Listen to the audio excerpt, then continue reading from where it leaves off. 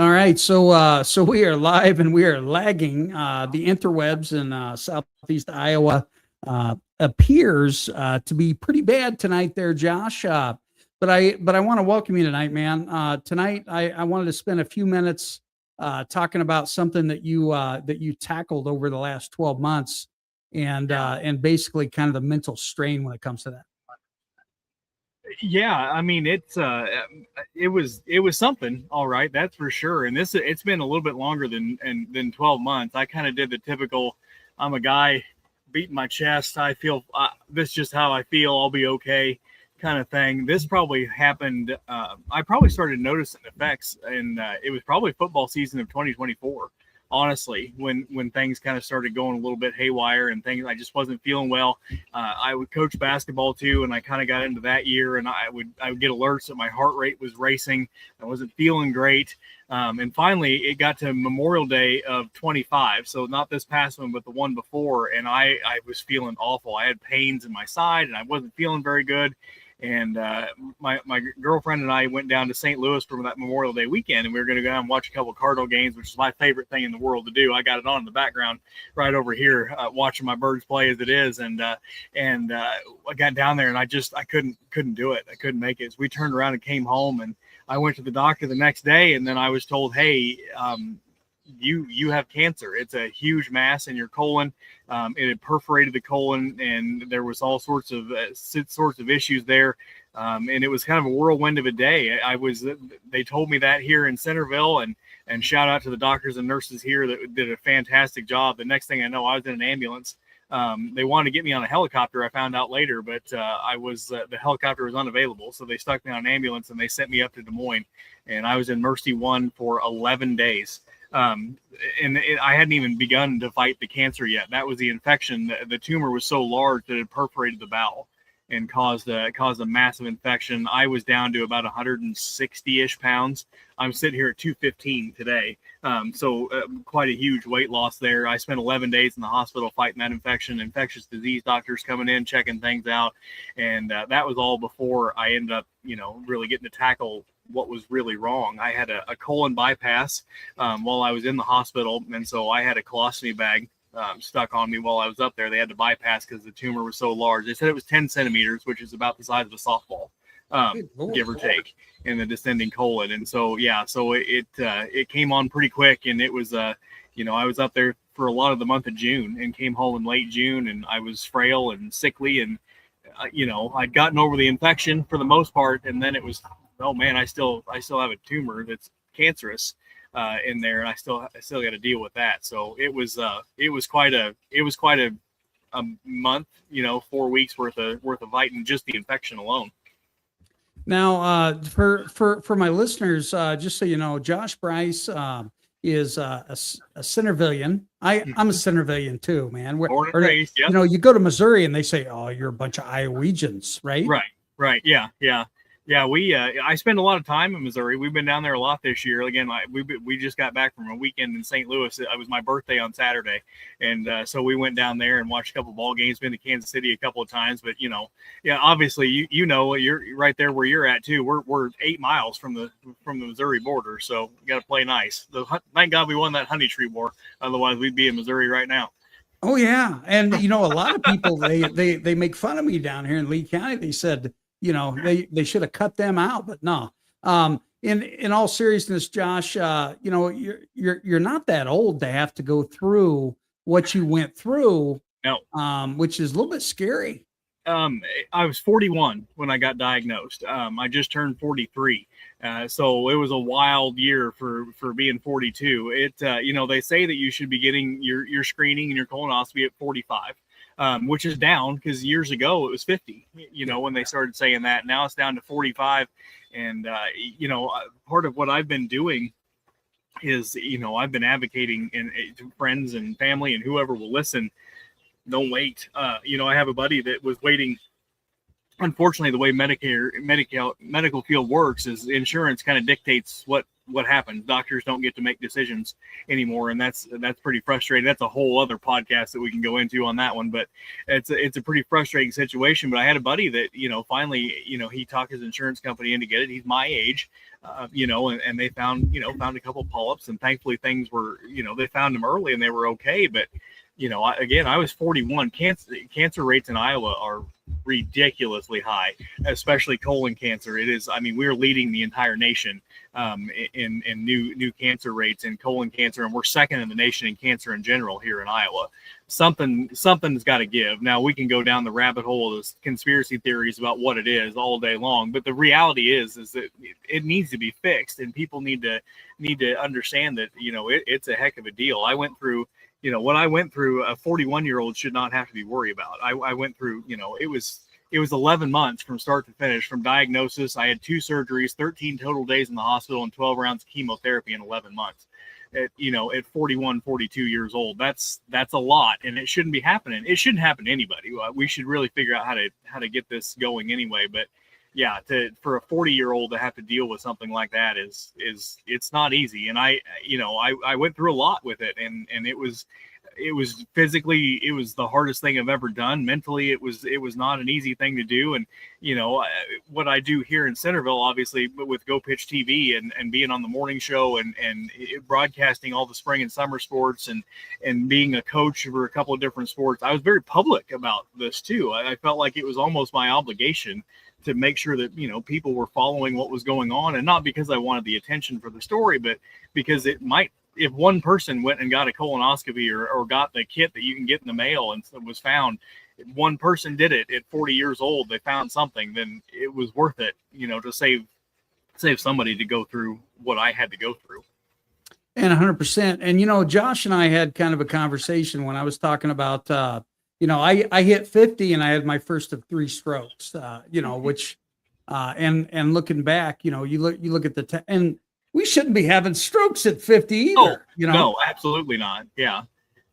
It's a hell of a thing. It really is. And, when I was in the hospital for that 11 days, the first couple of days I was just miserable. I'd never been sick. I mean, I hadn't been to a doctor in a decade, let alone been that sick. I mean, that's not how I operated.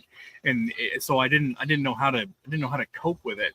And it wasn't even the fact that, the words that you have cancer, you know what I mean? Like that's a scary thing, but mine was, I can't get out of bed.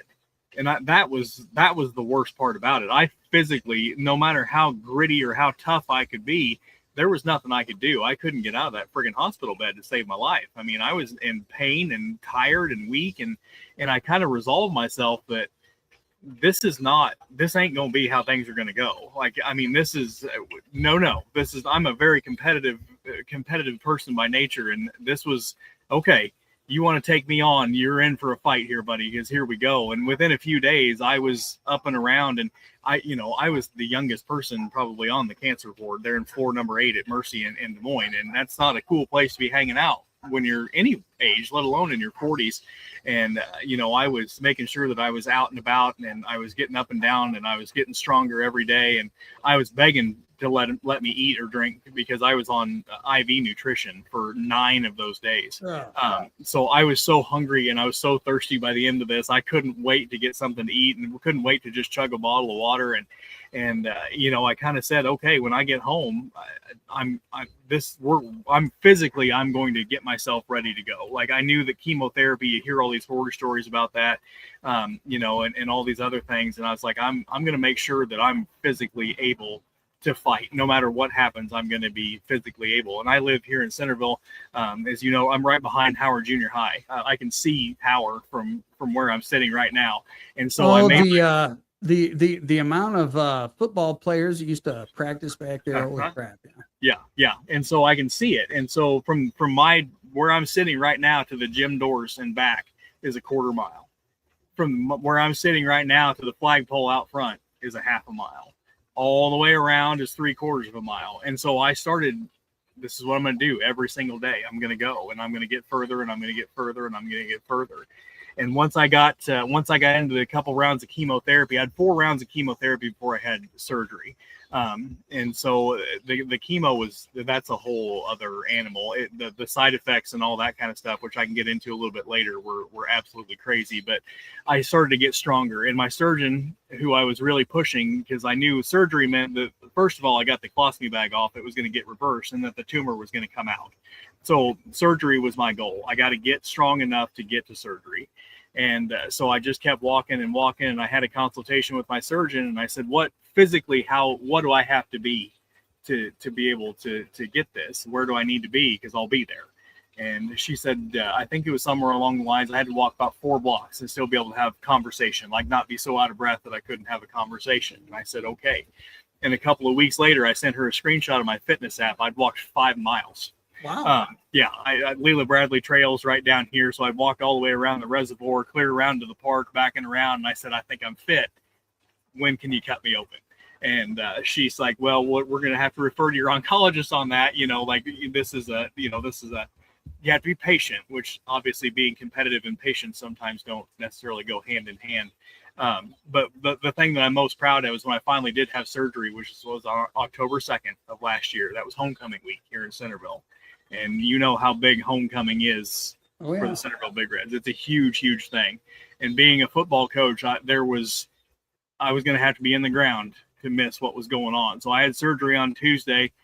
They sent me home on Wednesday, and it was not a good deal. It was in a lot of pain. It hurt like I've never been through before. And I said, okay, this is gut check time. Am I going to be able to do it? And so that quarter mile to the gym doors and back and the half mile, and within a couple of days I got it. And on Friday I sat in Pep Chapel, and on Saturday I was on the sidelines. Friday I was on the sidelines for the Big Red win over South Tama for homecoming. And that was probably my crowning achievement of my life, was to be able to do that and know that I had the resolve to be able to get through that. And it's not an easy thing. Mentally, there were days where I was like, man, this is terrible. And I wouldn't wish a colostomy bag on my worst enemy. I mean, that is a horrible way to walk around and to have to deal with. And I only had it for 4 months. It felt like 10 years. But 4 months of that was a long, long time to deal with that. And then once I got off of that, I thought that my surgeon told me my margins were all good, 100% clear. And I thought, man, I'm in the clear. I beat it. I'm ready to rock and roll. And then the oncologist was like, hold on, that's not how we do things. We want to make sure that you're good to go. That, if this comes back, the recurrence, the survival rate goes way down. And so we want to make sure that we do everything, in order to. They think it was stage 3. They couldn't really stage it because of the infection, how it went due, but they think it was stage 3, which is, alarming. And so I had 8 more rounds of chemotherapy after surgery. And the chemo that I was on, I'll butcher the name of it. Folfox, I believe, is what it was called. I would sit in the chair once every other week in the infusion center out here at Mercy for about 4 hours and get an infusion. And then I have a port installed right up here that I got installed to make things. A lot of people have those for the chemotherapy. And then I would have to have a pump that I carried around with me for 46 hours after that. So it was really a 3-day ordeal that I would have to carry that around. So I was carrying that pump with me to football practice. I would usually get it off on Friday afternoon, so I didn't have it with me on game nights, thankfully, because I would go in on Wednesday and it would come off on early Friday, so I'd get it off of me. But I would have to carry that thing around with me through basketball games and football practices and whatever else. And the side effects weren't bad at the beginning. They were okay. I was able to get through it. The biggest one was it made me sensitive to cold, which is the weirdest thing I've ever. I couldn't touch it. I couldn't drink it. Anything cold burned my tongue, and it would give you the feeling, they said, of anaphylaxis if you swallowed something cold. As it went, my fingers would hurt. They would, to the point where like the feeling when your hands fall asleep and they start to tingle and you get that painful tingle. That's what it felt like to touch something cold. And that would usually last a day and then it would go away. Well, as I got closer to the end, that started to compound itself. And like when you're talking to your cold sensitive and it's December in Iowa or January in Iowa, that makes things pretty difficult. I couldn't touch doorknobs to get inside without wearing gloves. I had to make sure that my whole face was covered to be able to go outside, and it was just it was a heck of a thing. And you don't think about those things when you're navigating chemotherapy. You think, people lose your hair. Well, that wasn't one of my side effects. That was, thankfully, I guess I would have traded losing my hair for the cold sensitivity probably at this point. But it was a heck of a thing to go through. And we, your blood counts start going down, and my platelets would get low. And so I would have to skip a week, and then I would get off a week, and I would be behind. And then things were starting to get through. And we had a vacation. My girlfriend and I had a vacation planned in April. We were going to Florida, and by God, we're going to be done with this chemotherapy before we go down to Florida, whatever it takes. That's what we're going to do. And so my doctor, my oncologist, who was a fantastic, and my surgeon and my whole team was just wonderful through this. They kind of said, well, we probably shouldn't do this last one, but I had to drive to Des Moines to get it so I could get it on time. And 3 days later, we were on a plane to Florida, and a couple of days later, a couple of weeks later, I was finally starting to come out from the side effects and starting to get healthier. And I was starting to walk and run, and, I'm starting to join the gym, starting to lift weights. And so now I'm, April 10th was my last chemo this past year, or this year. And now I'm starting to finally get myself back into, I finally feel like a normal human being again. So, it was, it was 15, 16 months before from start to finish, but it's incredible. I went from 240 pounds 2 years ago down to 158 pounds, back up to 210. It's been, the body has been through quite a bit. It's been beat up pretty good, but I've kind of decided that I'm going to come out better than I went into this thing. And so, I had a checkup this last Wednesday with my oncologist, and I got a clean bill of health. NED is what they call it now. Instead of cancer free, it's NED, no evidence of disease, is what they call it now. And so that was the thing I've been given. And I got a PET scan coming up, or a CT scan coming up in October, just to verify that everything is good. And all signs look that everything is going great. And I'm able to be back on the sidelines, firing passes away, and able to yell and jump and everything again this year. So it's been great. And it's been a heck of a ride, and it makes you pretty appreciative of just being able to do some of the simple things. Because, man, as much as I went through it, and I obviously know very well that I got through this and through the chemotherapy far better than a lot of other people do. I've got a classmate of mine that was going through. She had breast cancer not long after I got diagnosed, and that chemo, was just murderous to go through, watching her go through that. And so I'm lucky that I got what I got. You know what I mean? It wasn't, I wouldn't choose it. But the fact that, the treatments and everything that I had, it was, I was able to get through it okay, and still be able to live my life, and still be able to do things and not miss out on those moments. I'll never forget, that homecoming game, after surgery, and Coach Kovacevic throws me the game ball afterwards. That was, that one, I tried to fight back the tears in front of the guys on that one, because that was a heck of a deal right there. That was, that was when I kind of knew I made it, and I'm going to be okay. Now, looking back, what did you use? I know that Centerville is a great support system. The coaches, oh my God, go pitch TV. Those guys, are phenomenal. But when you were alone, you know what I'm saying? When you were alone, what did you do? It's weird. Social media is a wild thing. The algorithms that things find you, whether you're looking for them or not, kind of deal. These friggin' things are always listening, whether you want them to or not.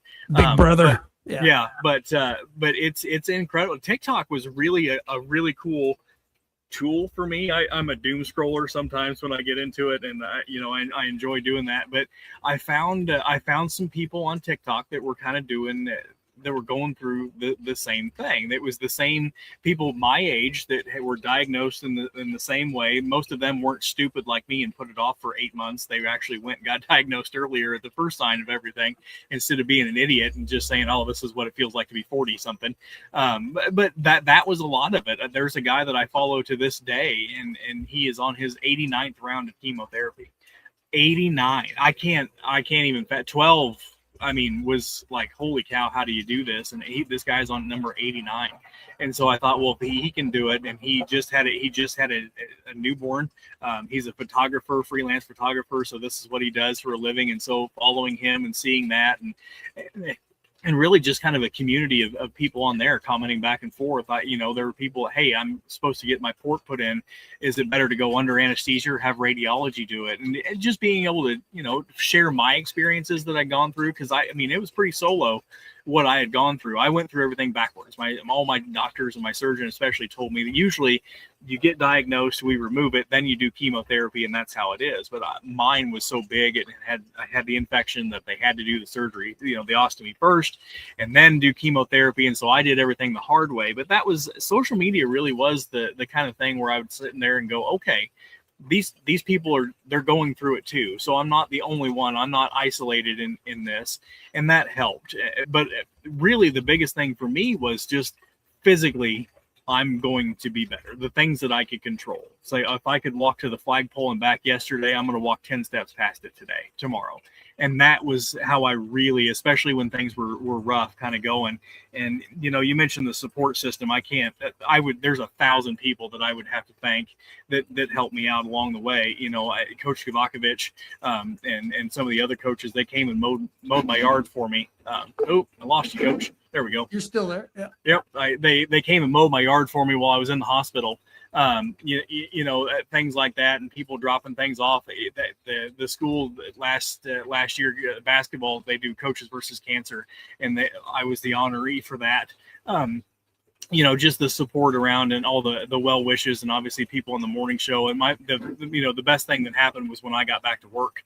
It was summer sports season, and I'm the summer sports broadcaster, baseball, softball, mostly the softball guy here, which I mean is my favorite thing in the world to do, is to broadcast our Redettes and follow them around. And they were having a great year, and I got to sit. The first time I got to sit back down out there in our broadcast booth and call a game was emotional. I mean, that was how I got back. You know what I mean? Like, I'm back and I'm ready to go. And even now here, a season and a half later, I still think about that day and being able to sit there and do those things, and, follow them to the sub-state final, which we couldn't friggin' beat Albia, but we'll get them one of these days. You know what I mean? But those were the things that I looked forward to. What was the next thing that I was going to get to do? That's kind of what pulled me along, and just making sure that whatever I could do in my control. And it's really hard to how it is to not let the out of control things to get to you. It's really hard to say, hey, I'm going to control what I can. But I got really good at focusing what I could do. And that's kind of how I just, every day went forward. Again, being competitive, it's kind of like, if you think you're going to get me, you got another thing coming. It's going to be a fight to the end if that's what it needs to be. And so, that's kind of how things went down. I love that. And for those that may have just got on, I've got Coach Josh Brice. He's an assistant football coach at Centerville. And, he battled cancer, and he also battled that mental component that, I don't even know how to explain it, man. It's like, the entire world's poking you on the head. And sometimes, like I spent way too much time on the woe is me crap. I really wish I would have grown some cojones and walked through those doors way before. Yeah. But I think that might be a Centerville thing. I'm okay. Right? It's certainly a guy thing for sure, that, I'm okay. I'll be all right. I'm okay. And God bless Sam, my better half. She was right there with me the entire time. And she was a rock for me. I was able to she was the person that I was able to kind of have that, that moment where I can just take a deep breath and just kind of let it out and hang some of that stuff on her for a little while and let her carry it for a minute before I took it back. And, you mentioned the being alone, and there was a few times where, she would be off doing her thing and I'd just be sitting in the chair and got, man, like, this is tough, like, this is hard. And okay, all right, suck it up, you're fine. And, you kind of get back to it. But there are certainly those moments, and anybody going through it or, that has gone through it, they understand that completely. And any kind of illness or anything like that, you get that moment of like, God, can I keep doing this? Like my goodness. And then you hopefully quickly, all right, stupid, get back to it and you're going to be okay. And, it's one of those things that's not easy to do. And I feel lucky because I see these people, and again, these people that I follow, and I know, people personally that oh, you have cancer. People don't know how to talk to you. It's really uncomfortable. Oh, how are you feeling? Well, you're going to say, I feel fine. I'm not going to, you know what I mean? I'm not going to burden somebody with, well, I can't touch anything cold, and boy, I'd sure like to eat ice cream because it's July, but I can't because my tongue will burn. Like, it's just it's a weird thing. But yeah, you also have to understand that people in general really are good for the most part. We see a lot of horrible things. That seems to be what the news and the media always you just shut it off. You shut it off. 100%. But for the most part, people truly are good humans, and they do mean the best. And sometimes it's just, you don't know what to say. We've all been in that situation with a loved one that was sick, or, that had someone die, or whatever it is. And you don't know the right words. You just want to be as supportive and try to let people know that they're going to be there. And I felt like I understood that pretty well, that whatever weird or silly thing that somebody might've said to me, I understand it came from a good place, and that's okay. And that meant the world to me. I didn't get too hung up on, well, don't tell me, I did not want to hear, I would get these comments be like, well, don't eat sugar because sugar feeds cancer. Well, shut up. Like, that's ridiculous. Oh, don't do chemotherapy. That's so bad for you. No, I don't want to die, so I'm going to do chemotherapy. You know what I mean? Like, I'm not going to do this holistic stuff that someone made up in their garage. I'm going to do what the doctor who has got years and years of experience is going to do, to tell me that I'm going to have an 85% chance to survive if I do this. Well, that sounds a whole lot better than eating cherries and hoping I don't throw up. I mean, it's interesting that you bring that up, and somebody got in trouble there in Appaloosa County for that. For that exact thing. Yeah, they had an unauthorized clinic, and they weren't obviously treating that kind of thing. But the amount of just wild information, and there is truth to sugar, obviously feeds cancer, but it also feeds your body to a certain extent. Like, it's not like I don't need to cut it out completely.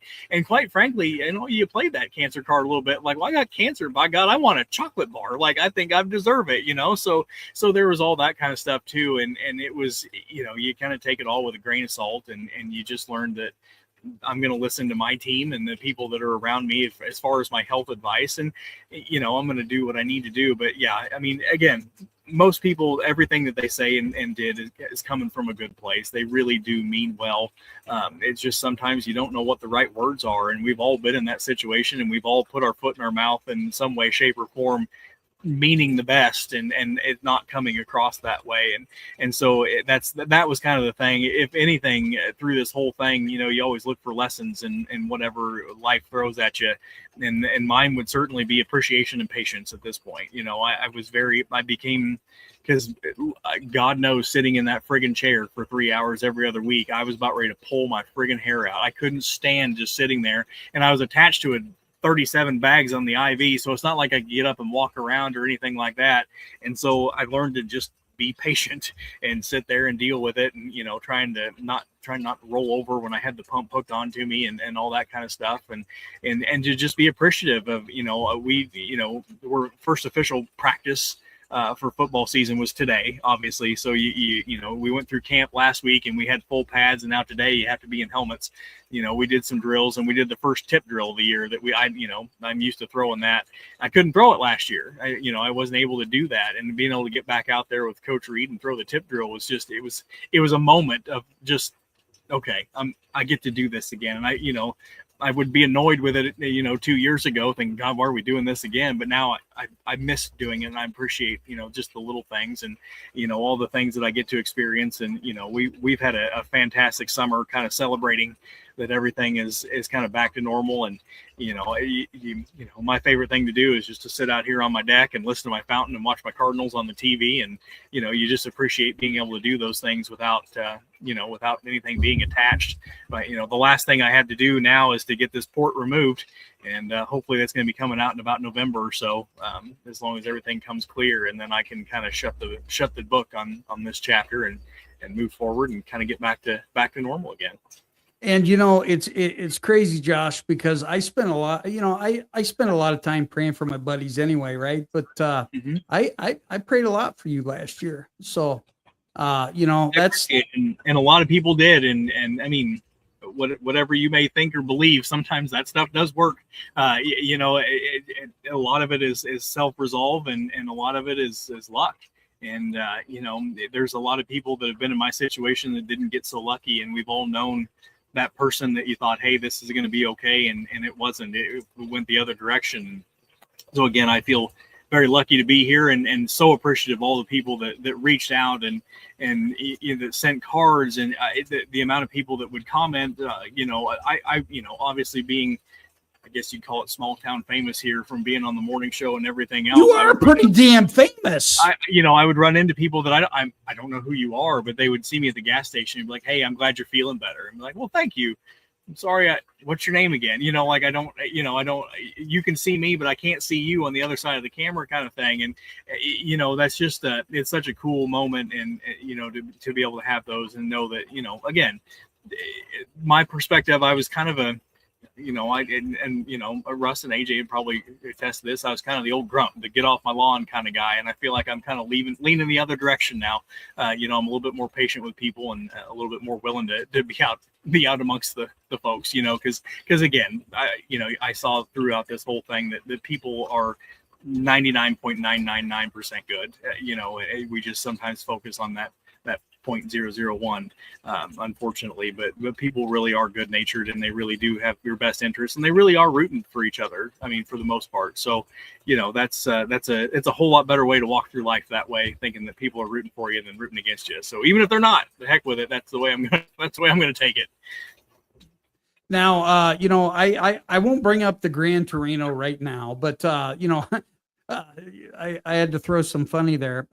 If you're listening back there and we have a little bit of lag, we apologize. I don't know. I blame the government. They're slowing our interwebs down and stuff. Those but dang satellites, yep. I know. Let's talk football, buddy. Yeah. Got some cruddy news today, but what's that? We got some cruddy news today with Davis County not having a season. That's unfortunate. I mean, that's a rivalry game for us and one we always have to look forward to. But yeah, their numbers are way down, and they just couldn't field the team. So we got word today that Davis County is not having a varsity football season this year. So we're kind of in scramble mode right now to see if we can't find a week 0 game for next Friday to make that up. But yeah, it looks like one of our, obviously, Albia and Davis County Sheraton are all big rivals for us. And, we have the pennant, it's a trophy game for us. And so that's unfortunate that they're not going to be able to put that together. Coach Phil Light over there, who I played for, he came here when I think I was a sophomore in high school. So I got to play for him, a phenomenal coach and a great guy.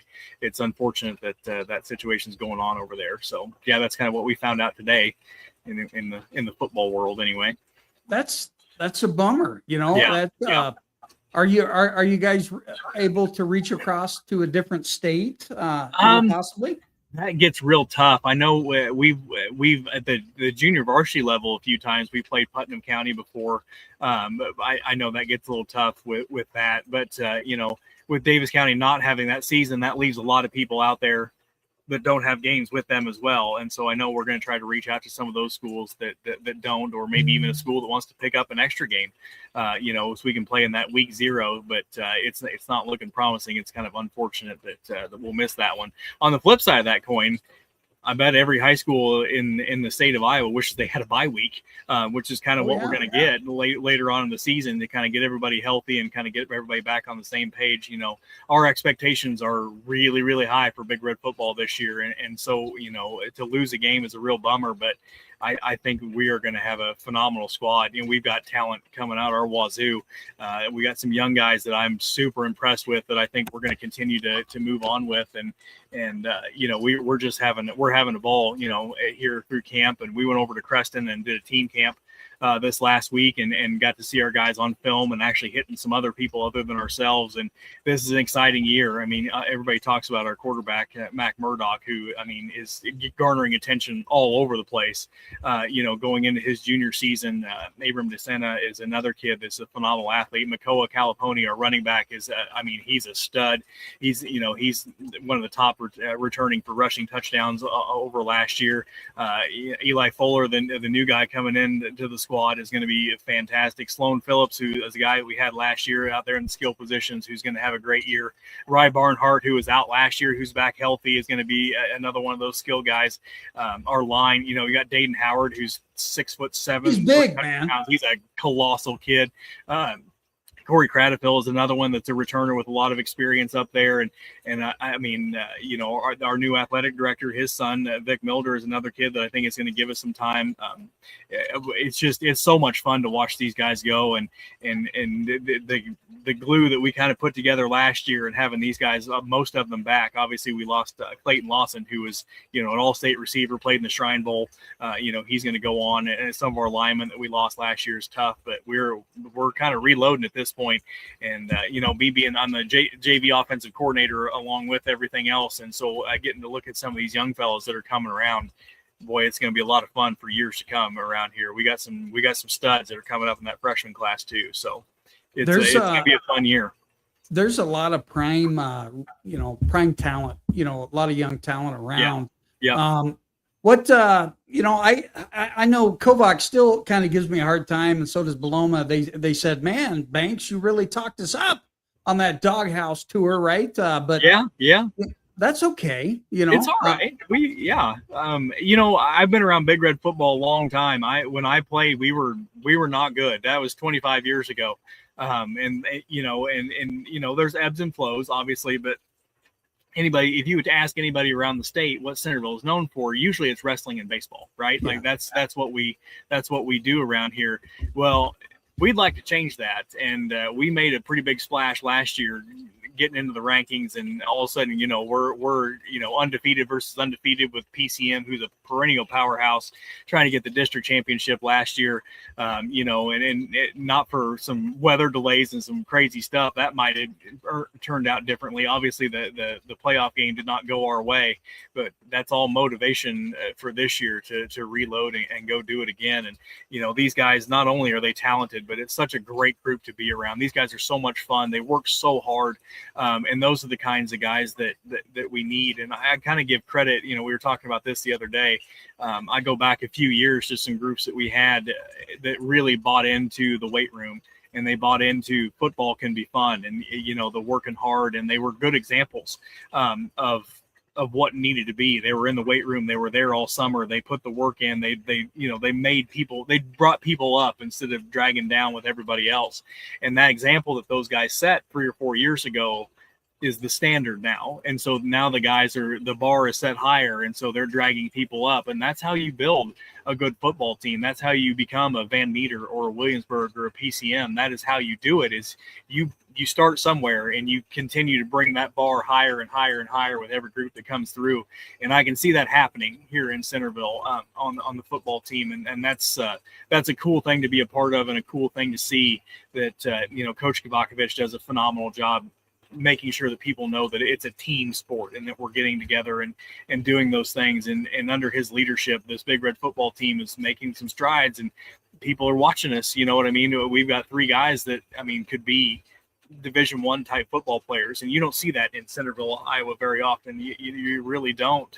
And so, garnering that attention, we understand that expectations come with that. And these guys they're not shying away from the spotlight. They want to be in it, and they're working hard, and it's fun to be a part of. And I can't wait to get to that first kickoff, looking on the first Friday night, especially when we get here at home. We're opening up on the road as it stands now, but when we get that, walk down that hill and turn the lights on down at Paul Johnson Field, it's go time, and I can't wait. And I know there's a lot of people that can't wait. The expectations, like I said, are through the roof, and that's great. That's where we want them to be.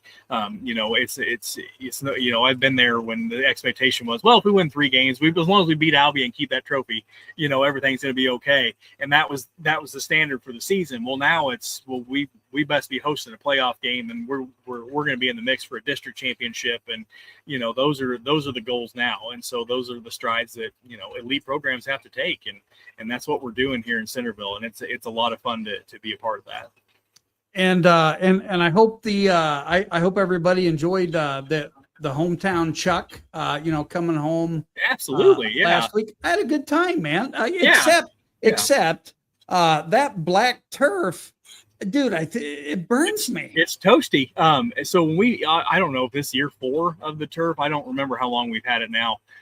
It just seems like forever, but I'll tell you one thing, it does beat going down over that hill and practicing on that grass. That we'd be better off practicing in the parking lot, because about this time of year, it's about the same hardness. You know what I mean? The grass is all gone, but I took an infrared thermometer down there the first year we had it. And that black turf on an 89 degree day, it was like 126 degrees. And the white was actually even hotter. Believe it or not, when you stand over the Indian head over there in midfield and that white reflects back off of you, it's something. And so, yeah, it's not for the faint of heart, but it sure beats going down over that hill on that grassy crap that we had down there for that practice field for so long. Oh man, I can remember when I was I was the freshman coach, me and Elliot, and we'd be down all the way down, and that one was even worse, man. So when I was in high school, it wasn't tiered it was. It was all one kind of flat spot down there, and that's where we would go to practice when we weren't practicing at the high school. A lot of times we would bus over there, but we went down and on the top of the hill, and it's still there to this day. There's a manhole cover, and that manhole cover backed up. And it was not storm drain. There was stuff coming down that hill. And so there was a spot down there at the bottom of the hill where the grass was about 10 feet tall, because it was well fertilized. Let's put it that way. And there were shirts, I believe it was my freshman year, that said "Stay Out the Tall Green Grass, Big Red Football" of 1997 or whatever it was. So we've come a long way. We've come a long way since the late 90s down there. So yeah, that was not a fun year to get down into that mess. That's a crappy thing to talk about. It truly was a crappy year. Yeah. Well, I don't mean to cut it short, but I have to get up early tomorrow. How did practice look yesterday? Today. It was all right. Again, these stupid rules. We went full pads on Friday, and then we had to get back into only helmets on Monday. And so today was a lot of drill work. You know what I mean? Just kind of getting ourselves, trying to make as useful as you can, because you can't really bang around. So it's really hard to get a look on anything. So it was just, just catching balls and working on the meshes with the running backs and working on steps. And like I said, we had that scrimmage on Friday last week. And so we got that on film. And so we had a nice long film study with the guys afterwards, and was able to, break some stuff down and get some good looks there. And so it's just helmets again tomorrow. And then Wednesday we get back to normal and get to mix some things back up again. And so hopefully the weather holds out. I know the forecast is rain, it seems like, for the next 7 or 8 days. So hopefully we'll be dodging thunderstorms and having to deal with all that crap. But yeah, it's hopefully we get ourselves back rolling again. And you never know, by tomorrow's end, we might be preparing for a week 0 game that we didn't know was coming. So you just never know. We got to take it in stride and get after it. Yeah, just play some 8-man. No, I'm just messing. Yeah, there you go. Just teasing, yeah. But hey, stay kind of on the line here, for a few, and I'm going to end things. But special coach show, with assistant coach Coach Brice. Not only is he a coach, but he's a great broadcaster for Go Pitch TV. I appreciate that. Yeah, I'm all right. I'm getting there. I'm a few years in now, and I'm starting to find my stride, I think, and getting in there to do that. It's I tell you what, it's a rough way to make a living. Oh, what do you got to do today? Well, I got to go call a ball game. Oh, that's terrible. What a horrible way to have to go to work every day, right? It's awesome. But tomorrow morning I'm going to be in Mount Pleasant doghouse tour. Excited about jumping in there. And then tomorrow night, guys, all you West Burlington peeps, you got a special guest tomorrow night. But this is Chuck and Josh signing out. This is only part 1, man. I got to get your butt back on here. Fair enough.